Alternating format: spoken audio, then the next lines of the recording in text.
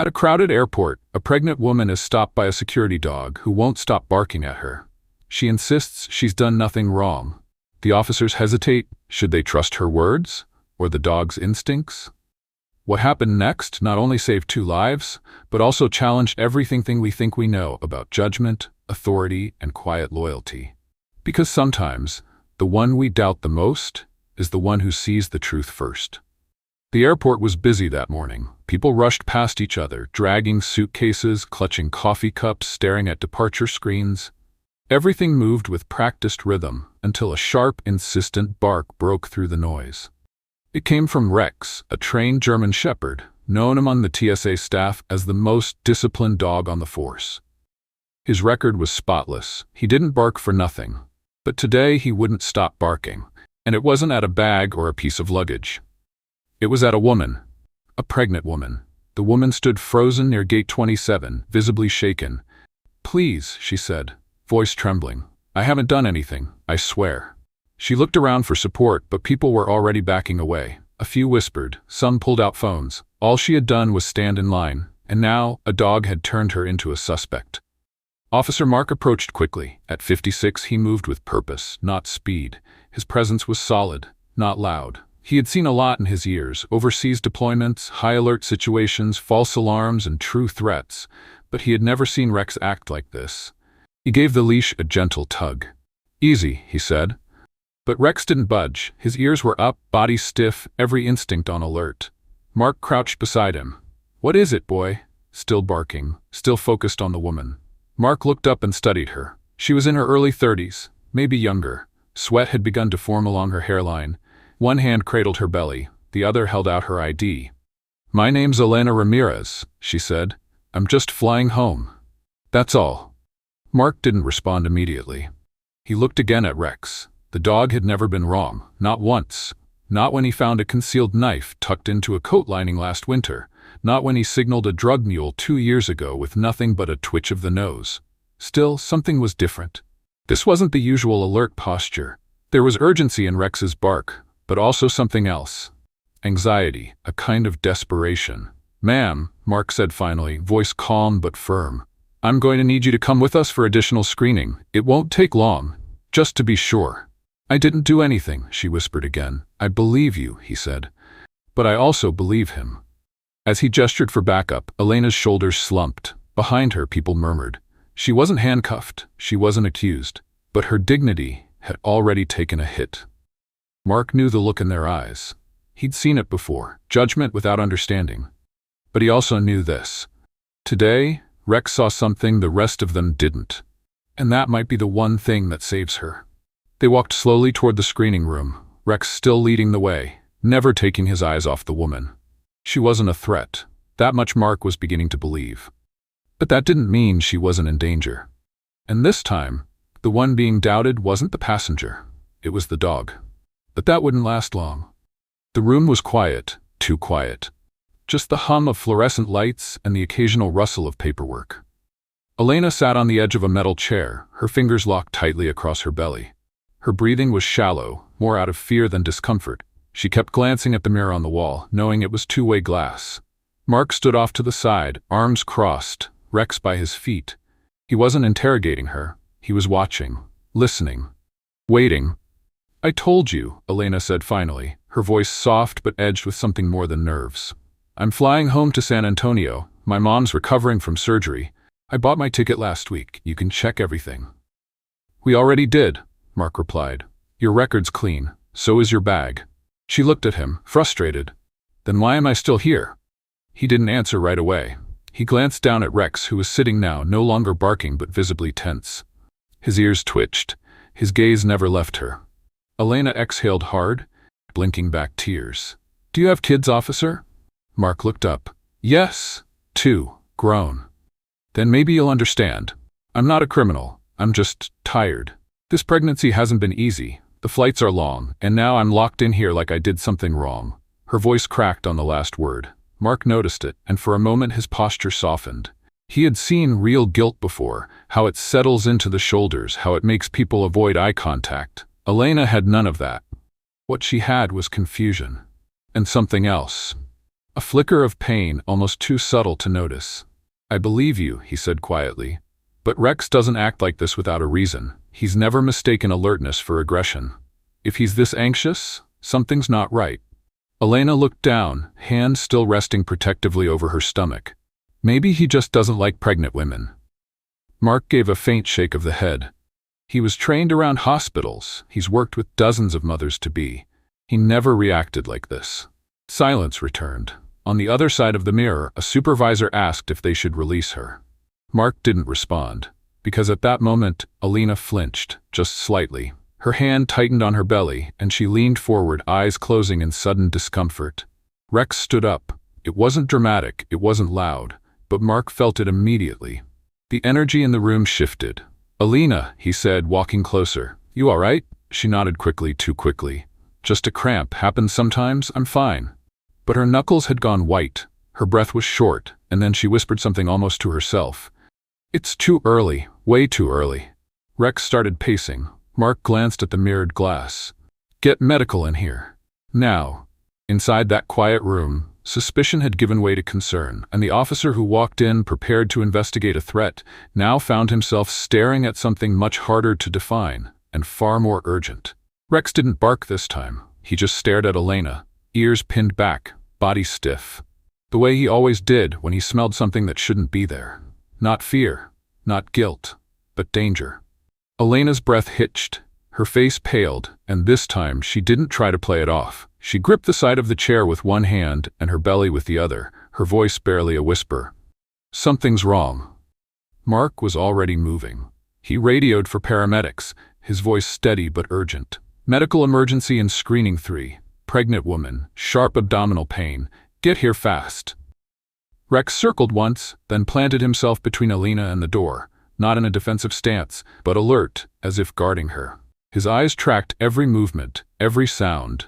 Elena began to shift forward, trying to stand, but immediately gasped and sank back down. "It's not contractions," she said through clenched teeth. "It's sharp, it's deep. This isn't how it's supposed to feel." Mark knelt beside her. "Just stay seated. Help is coming. I'm not even in my 3rd trimester. This doesn't make sense," she said, her breathing growing faster. Seconds later, the door opened and 2 paramedics rushed in, equipment bags slung over their shoulders. One of them, Lisa, a seasoned EMT in her 40s, moved quickly to Elena's side, placing a firm hand on her shoulder. "Elena, I need you to take deep breaths for me. We're going to check your vitals, all right?" Mark stepped back but didn't leave the room. Neither did Rex. Lisa's partner began measuring pulse and blood pressure. Pulse is irregular, rising fast, BP dropping. Lisa gently touched Elena's abdomen, then paused. She looked up at Mark. "This isn't early labor. Something's off." Rex growled, low, steady, not aggressive but unmistakable. Mark had heard that sound only a few times. Each time it had meant one thing. Danger was close, and it wasn't always visible. Lisa caught the sound too. "What's his red?" she asked quietly. Mark didn't answer. He didn't need to. He just watched Rex, who now stood completely still, tail stiff, with nose lifted slightly, as if trying to catch something in the air. Elena winced again, pressing harder on her stomach. "Please, I need to lie down. It hurts. It really hurts." They eased her onto a stretcher, and as they began to wheel her out, Rex let out a sudden bark. Not at her, not at them, but at the lower right side of her abdomen. Lisa stopped. She looked at where Rex was focused, then at Mark. "I don't think he's reacting to her. I think he's reacting to whatever's going on inside." Her partner nodded. "We're looking at a possible rupture. We need to move." The urgency sharpened. This was no longer a security issue. It was a matter of minutes, maybe less. Rex followed them to the hallway, then sat at the door, as if refusing to leave until someone acknowledged what he already knew. This wasn't a false alarm. It wasn't intuition. It was instinct. And it was dead on. The ambulance bay door swung open with a metallic slam as Elena was rushed in, her stretcher flanked by paramedics on both sides. The air felt tighter now. Every second counted. Inside the ER, monitors beeped frantically as staff swarmed around her. Dr. Michael Brooks, a veteran obstetric surgeon with over 3 decades of frontline experience, took one look at the vitals and called it possible uterine rupture. "We prep for surgery now." Lisa, still at Elena's side, confirmed what Mark had suspected back at the airport. "The baby's heart rate is unstable. The mother's BP is crashing. Internal bleed is likely. If we don't act now, we'll lose both, Dr. Brooks said, cutting her off. Let's move. Back at the terminal, Mark stood near the ambulance bay, watching the chaos unfold from a distance he couldn't close. Rex paced beside him, leash loose but unneeded. The dog wasn't looking at anything else, just the doors she had gone through. She was right, Mark murmured. It wasn't labor. And you knew. The memory of Rex's reaction played back in his mind, how the barking had changed into something more primal, how the dog had stopped in front of her like a wall refusing to move. This wasn't protocol. It was protection. Inside the operating room, Dr. Brooks worked quickly, his hands steady, his team silent and focused. A rupture had torn through the lower uterine wall, and blood was flooding fast. The baby's oxygen supply was on the line. They couldn't afford hesitation. She's losing volume, one nurse said. We need to clamp now. Almost there, Dr. Brooks answered. Every hand in that room moved with the weight of 2 lives pressing down on them. The air felt like glass, ready to shatter with one wrong move. Outside, Mark sat down on a bench, staring at nothing in particular. He didn't pray, he didn't speak. But he did place a hand on Rex's head. Rex leaned into it. No one had questioned why a seasoned canine would react so strongly.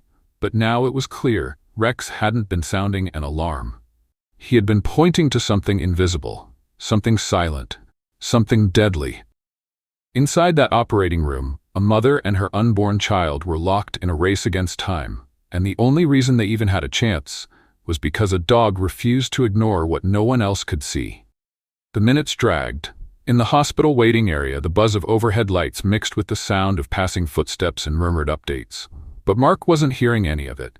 His focus was on a narrow door with a red light above it, still lit, still closed. Rex sat at his feet, unmoving now, no pacing, no growling. Just silence, as if he too understood that the moment had reached a place beyond action. All they could do now was wait. Lisa returned briefly from the ER hallway, her scrubs streaked and her eyes tired. She crouched down next to Rex, giving his head a firm stroke. He was right, she said to Mark, not asking, not speculating. If we hadn't moved when we did. Mark nodded once, no need for elaboration. He felt the weight of it already. He thought back to their first shift together. Rex as a young, newly certified canine with sharp instincts and a sharper learning curve.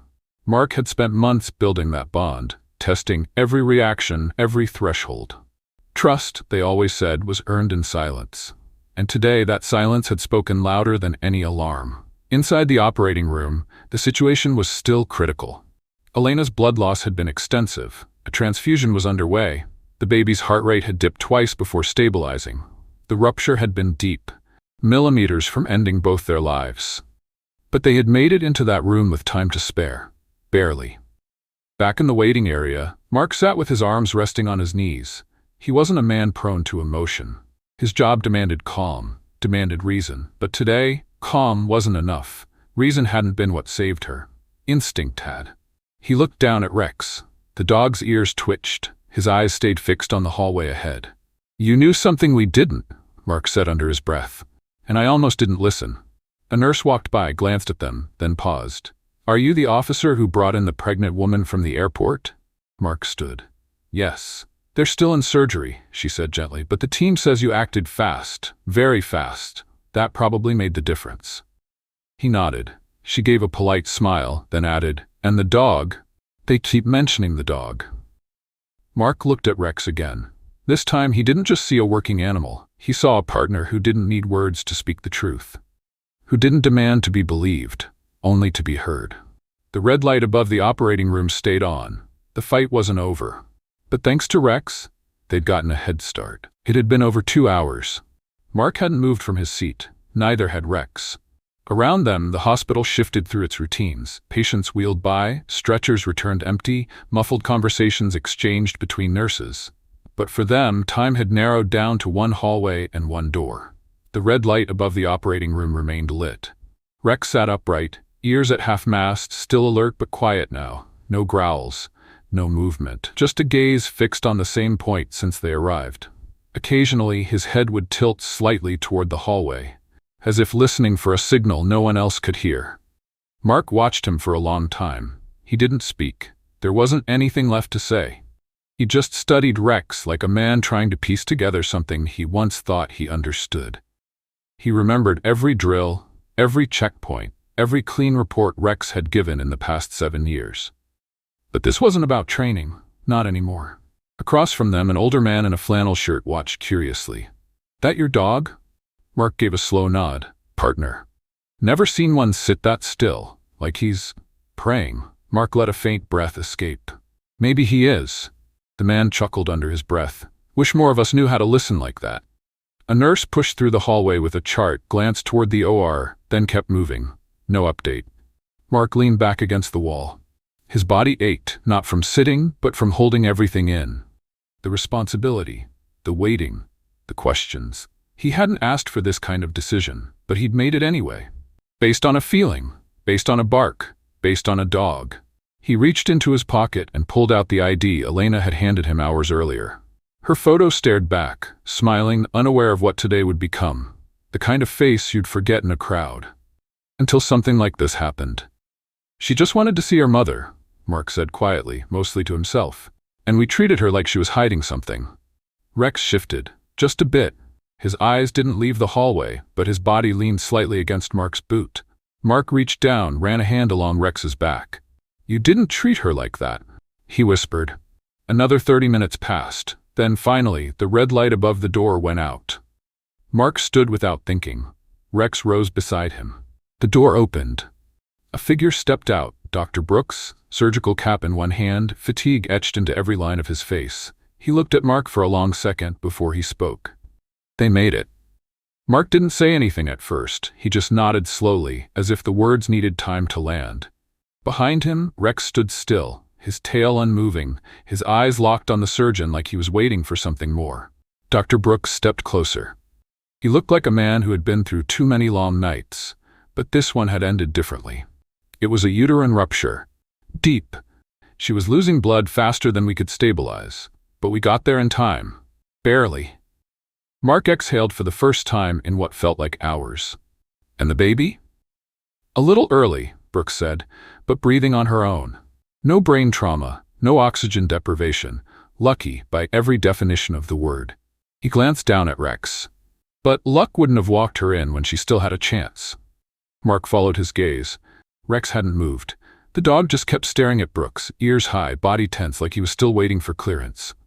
"I've seen a lot," Brooks continued, "but I've never operated on a case where the first responder wasn't human. Your partner here, he didn't just alert you. He read something we couldn't see. He saved 2 lives before a single monitor beeped." Mark knelt beside Rex and placed both hands gently around the dog's neck. "You did good," he whispered. "Real good." Rex didn't react like he was being praised. He wasn't wagging his tail or licking Mark's face. He just leaned into the contact, quiet, steady. As if the mission was done and he knew it. A nurse approached from the hallway with a clipboard tucked under her arm. "She's resting now," she said softly. Still groggy, but she asked if the dog was okay. Mark stood up. "She asked about Rex?" She didn't say his name, just said the dog. Then she paused and added, "He's my angel." For a moment, no one said anything. Then Brooks smiled, tired but sincere. "Not every day you meet an angel with 4 legs." Rex finally sat down again, this time with a kind of release. Not relief, not pride, just quiet acceptance. His job was done. Mark turned toward the window overlooking the city. The late afternoon light was beginning to settle across the skyline, casting long shadows over the streets. Down below, life moved on, cars passing, people walking, unaware that a woman and her child had just been pulled back from the edge. But here, in this quiet space outside an operating room, the truth hung steady in the air. Instincts matter. Even when we don't understand them, especially then. Later that evening, the hospital had quieted. Visitors trickled out, monitors dimmed, and the hallway lights shifted to their overnight glow. Mark sat in the same spot, though his posture had softened. He wasn't leaning forward anymore. He was just waiting. A young nurse approached with something folded in her hand. "She's still groggy," she said, "but she asked me to give you this." She handed Mark a small piece of paper, folded once down the middle. It was the kind of paper used for routine forms, nothing special about it. Except for the writing inside. A few words, scribbled in shaky pen. Tell the dog he's my angel. Mark read it once, then again, slower. There were no flourishes, no dramatic signatures, just a quiet note from someone who now understood what had happened before anyone else did. He folded the paper carefully, slid it into his wallet without a word. Rex, sitting beside him, rested his head gently against Mark's leg. The nurse smiled. She asked if she could see him before discharge. I told her it depends on hospital policy, but I think we'll find a way. Mark didn't answer right away. He looked down at Rex, then back toward the hallway. She doesn't need to, he said finally. He already saw her. Moments like this didn't make headlines. There would be no press conference, no viral footage, just a note. A woman and her child, alive. A dog who followed his instinct without needing anyone's permission. And a handler who, for once, chose to trust something unspoken. Outside, the night air had cooled. Mark stepped out briefly with Rex, the city lights flickering in the distance. Cars still moved along the highway, planes still landed and took off. Life resumed. But for Mark, something had shifted. He had spent years following procedures, checklists, and chain of command. But today had reminded him that sometimes the most important decisions come down to a single moment, and whether or not you choose to listen. Rex walked beside him, quiet, alert, but no longer tense. The mission was over. The warning had been heard. The lives had been saved. Not by force, not by rules, but by trust. 3 days later, Elena was discharged. She walked slowly, still a little weak, a nurse steadying her on one side, her mother on the other. In her arms, wrapped in a soft pink blanket, was her daughter, 6 weeks early but healthy, breathing, alive. At the hospital entrance, she paused. Mark was standing off to the side, Rex sitting calmly at his heel. Their eyes met, Elena's and the dog's, and for a second, neither moved. The nurse offered to bring Rex closer, but Mark gently raised his hand. "He's good right there," he said. Elena didn't speak, she just nodded, tears lining her eyes, and mouthed the word "thank you." Not to Mark, to Rex. She didn't need a reunion. She had already written her message. And Rex? He simply watched her walk away, his head tilting slightly as if to confirm what he already sensed. No danger. No distress. Just peace. As she reached the car, Mark noticed something. On the paperwork she carried, under the section marked middle name, the baby's full name had been handwritten in block letters. Sophia Rex Ramirez. Mark allowed himself a breath, long and steady. Then he looked down at his partner. "You hear that?" he said softly. "You made the birth certificate." Rex didn't move, didn't react, but his eyes, dark and steady, held a calm that spoke volumes. They returned to the terminal later that day. Another shift, another crowd. Another wave of people passing without looking twice. No one pointed, no one asked. The story had already begun to fade, as real stories often do. No cameras, no headlines, just 2 figures in uniform, one in a badge, one in a vest, blending back into routine. But something had changed. Mark carried the folded note in his wallet now, tucked behind his ID, and every time he reached for it, he saw the words again. "Tell the dog he's my angel." He never needed to say them out loud, because sometimes the truth doesn't need to shout.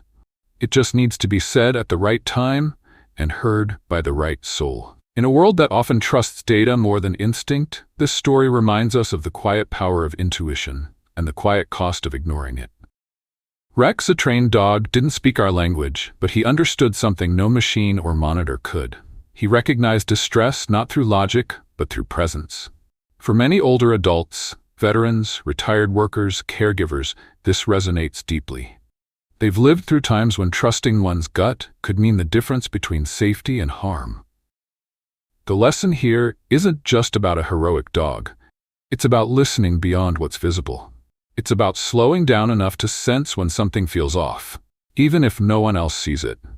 And perhaps most importantly, it's about respect. Respect for the unseen labor of those who quietly keep others safe. Respect for people who carry their experience not in titles, but in silence. In daily life, we often overlook warning signs, in our bodies, in our relationships, in society, because we're taught to wait for proof. But sometimes the proof comes too late. So let Rex's instinct be a reminder. When something doesn't feel right, it's okay to pause, to ask, to act, because the greatest protection often begins with paying attention to the quiet signals others miss. If you've ever been judged for how you look, not for what you carry inside, remember this. The quiet ones don't need applause. They just need someone to trust them. Type 1, if you've ever felt powerless in the face of authority. Type 2, if you still believe kindness and instinct can win over fear. Let this story be a reminder. Justice doesn't always wear a badge. Sometimes it walks on 4 legs and simply refuses to walk away. And if this kind of truth matters to you, if you believe in stories that honor instinct, dignity, and quiet courage, hit subscribe. We tell stories that don't chase headlines, but stay with you long after the video ends.